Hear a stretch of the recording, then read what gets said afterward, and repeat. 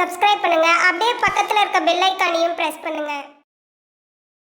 இந்த நம்ம என்ன பார்க்க போறோம் அப்படின்னா, கடக ராசி ஆயில்யம் நட்சத்திரத்துல பிறந்தவங்களுக்கு 2025ஆம் ஆண்டு அக்டோபர் மாத ராசி பங்களை பற்றி நம்ம தெளிவா பார்த்துடலாம்.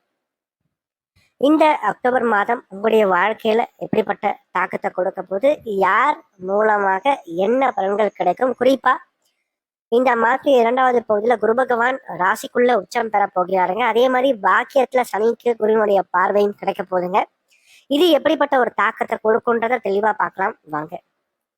அதாவது கடகம் ஆயில்யத்துல பிறந்தவங்க வந்து பாத்தீங்கன்னா, கடந்த சில காலங்களாவே ராசிக்கு 2ஆம் இடத்துல கேது இருந்ததுனாலையும் பிளஸ் ராசிக்கு 3ஆம் இடத்துல சூரியனுக்கு சனியுடைய பார்வையும், ராசிக்கு 4ஆம் இடத்துல 4ஆம் வயதுன்னு சொல்லப்படக்கூடிய சுக்கிரன் ஓரளவுக்கு பலமிழந்த அமைப்புல இருந்தனாலையும் இந்த காலகட்டங்கள்ல கொஞ்சம் பொருளாதார ரீதியாக நிறைய செலவுகள் விரயங்கள் சார்ந்த விஷயங்களை கொஞ்சம் கொடுத்துருக்கும். பணத்தட்டுப்பாடுகள் சார்ந்த விஷயங்களை உண்டு பண்ணி கொடுத்துருக்கும்.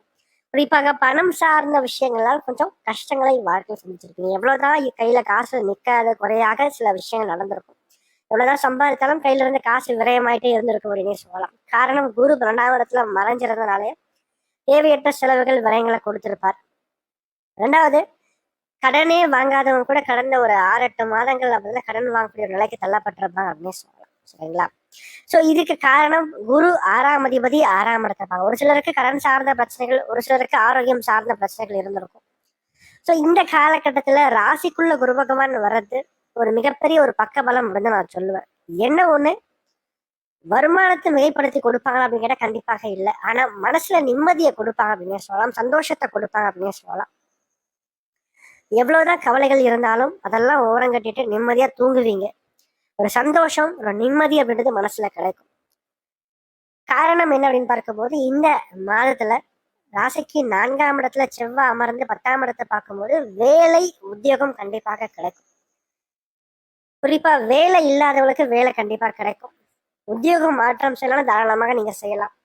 அது மட்டும் இல்லாம தொழில் ஆரம்பிக்கலாம்னு கேட்டா கொஞ்சம் தள்ளி ஆரம்பிக்கிறது சிறப்பா இருக்கும் அப்படின்னே சொல்லுவேன். அதே போல அதிர்ஷ்டம் சம்பந்தப்பட்ட விஷயம் அவருக்கு கை கொடுக்கும். திருமணமான பெண்களுக்கு யாருக்கெல்லாம் அந்த குழந்தை பாக்கியம், புத்திர பிராப்தி சார்ந்த விஷயம் இன்னும் கிடைக்காம இருக்கு அப்படின்றவங்களுக்காக அதற்காக நீங்க ஏங்கிட்டு இருக்கீங்கன்னா அந்த வாய்ப்புகள் தற்போது கிடைக்கும். ட்ரீட்மெண்ட் சக்சஸ்ஃபுல்லா முடியும். ஏன்னா அதாவது குரு புத்திர காரகன் 5ஆவதுன்னு சொல்லப்படக்கூடிய செவ்வாய் 2வது போல ராசிக்கு 5ஆம் இடத்துக்கு பயிற்சி ஆவார். சரிங்களா? இது சிறப்பு தான் உங்களை பொறுத்த வரைக்கும். அதிர்ஷ்டத்தை உண்டு பண்ணி கொடுக்கும். பிள்ளைகளால் பெருமையை உண்டு பண்ணி கொடுக்கும். மனசுல இருந்து வந்த குழப்பங்கள் தீரும். தெளிவா யோசிப்பீங்க, தெளிவா முடிவெடுப்பீங்க. ஆழ்ந்த அறிவு தற்போது உங்ககிட்ட வெளிப்படும் அப்படின்னே சொல்லலாம். தந்தை சம்பந்தப்பட்ட வழியில ஆதாயங்கள் கண்டிப்பாக கிடைக்கும், உதவிகள் கண்டிப்பாக கிடைக்கும். இந்த மாதத்துடைய முதல் பகுதியில தந்தைக்கும் உங்களுக்கும் அல்லது தந்தை வழி உறவுகள் சார்ந்த அமைப்புகளால் சில பிரச்சனைகள் அல்லது தந்தையினுடைய ஆரோக்கியத்துல சில பிரச்சனைகள் கண்டிப்பாக உண்டு. ஆனா 2வது பகுதியில வந்து பாத்தீங்கன்னா அந்த பிரச்சனைகள் சரியாகும். தந்தையின் மூலமாக உங்களுக்கு ஏற்பட்ட விரயங்கள் குறையும், செலவுகள் குறையும்.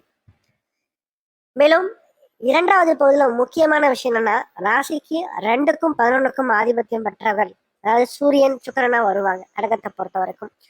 தனாதிபதி லாபாதிபதி இவங்க 2 பேருமே வந்து பலம் இழக்கிறதுனால மாற்றி 2வது பகுதியை பொறுத்த வரைக்கும் தொழில் ரீதியாக கொஞ்சம் சுமாரான ஒரு காலகட்டமா தான் இருக்கும். வருமானத்தை பொறுத்த வரைக்கும் வேலை ரீதியாக கொஞ்சம் சுமாரான ஒரு காலகட்டமா, குறிப்பா வருமானத்துக்கு சொல்றேன். சரிங்களா? மற்ற விஷயங்கள் கிடையாது, பணம் சார்ந்த விஷயங்களுக்கு மட்டும் நான் சொல்றேன். அது கொஞ்சம் குறைவாக இருக்கும். ஆயினும் மனசுல நிம்மதியும் சந்தோஷமும் கண்டிப்பாக உண்டு அப்படின்னே சொல்லலாம். 2வது, சுக்கிரன் பார்த்தீங்கன்னா லாபாதிபதி சுகாதிபதி 3ஆம் இடத்துல மறையும் போது 2வது பகுதியில தாயாருடைய ஆரோக்கியத்துல கொஞ்சம் நீங்க அக்கறை எடுத்துக்கிட்டா சிறப்பா இருக்கும். அதே மாதிரி மாணவர்களை பொறுத்த வரைக்கும் படிப்பு சார்ந்த விஷயங்கள் ரொம்ப நல்லா இருக்குங்க. படிப்புல ரொம்ப சிறப்பாவே நீங்க வருவீங்க அப்படின்னே சொல்லலாம். 2வது, திருமணம் சார்ந்த விஷயங்கள் செய்யலாமா, தாராளமாக செய்யலாம். திருமணம் சார்ந்த விஷயங்கள் கண்டிப்பாக கைகூடும். ரொம்ப அதாவது இது நாள் வரைக்கும் வரன் கேள்விருப்பீங்க, எதுவுமே கிடைச்சிருக்காது. ஆனா இந்த காலகட்டங்களில் டக்குன்னு வந்து வரன் அமையக்கூடிய ஒரு சில வாய்ப்புகள் நிறைய பேருக்கு கிடைக்குங்க. சரிங்களா? திருமணத்துக்கான பேச்சுவார்த்தைகள் எடுக்கிறதற்கான முயற்சிகள் எடுக்கிறது இதெல்லாமே சிறப்பா இருக்கும் அப்படின்னு சொல்லலாம். நல்ல லைஃப் பார்ட்னர் கிடைப்பாங்க, அதுதான் முக்கியமான விஷயம். 2வது, கூட்டு தொழில் சிறப்பா இருக்கும். நல்ல நண்பர்கள் கிடைப்பாங்க. நண்பர்களால் நல்ல ஆதாயங்கள் தற்போது உண்டு அப்படின்னே சொல்லுவேன். 2வது, பணத்தை சேமித்து வைக்க முடியும். கடன் பிரச்சனையிலிருந்து வெளியே வரத்துக்கான சில வாய்ப்புகள், சில பெரிய மனிதருடைய உதவிகள் தற்போது கிடைக்கும். மூன்றாவது நபருடைய குறுக்கீட்டால் சில உதவிகளால் வாழ்க்கையில சில நல்ல விஷயங்கள் நடக்கும். குறிப்பா கணவன் அல்லது மனைவி மூலமாக சில நல்ல விஷயங்கள், கணவி அல்லது மனைவியுடைய உதவிகள் தற்போது உங்களுக்கு கிடைக்கிறது. அவங்க மூலமா பொருளாதார ரீதியாக ஏதாச்சும் ஒரு சப்போர்ட் உங்களுக்கு கிடைக்கிறது. ஒரு மனசுக்கு அதாவது சண்டைகள் சரியாக்கி ஓரளவுக்கு ஒற்றுமையா வாழ்க்கையை வாழ்றது. ஸோ இது போன்ற விஷயங்கள் கண்டிப்பாக வாழ்க்கையில நடக்கும். குறிப்பா கடகம் ஆயில்யத்துல பிறந்தவங்களுக்கு இந்த காலகட்டங்கள் சில நல்ல விஷயங்களை கொடுக்கும். காரணம் புதன் நல்லா இருக்காருங்க, சரிங்களா? அதனால இந்த காலகட்டங்கள் மிகுதியாக நல்ல ஒரு ஏற்றத்தை கொடுக்கும். என்ன ஒண்ணு, சுக்கிரன் பலம் இழக்கிறார், சூரியன் பலம் இழக்கிறதுனால இரண்டாவது பகுதியை பொறுத்த வரைக்கும் கொஞ்சம் வார்த்தைகள்ல கொஞ்சம் கவனம் தேவை. ரெண்டாவது, நிறைய செலவு பண்ணாதீங்க. முடிஞ்ச வரைக்கும் பணத்தை சேமிச்சு வைங்க. ஏன்னா இரண்டாவது பகுதியில் உங்களுக்கு அது தேவைப்படும் அப்படின்னு சொல்லுவேன். மேலும் தகவலுக்கு எங்க சேனலை மறக்காம சப்ஸ்கிரைப் பண்ணுங்க. நன்றி.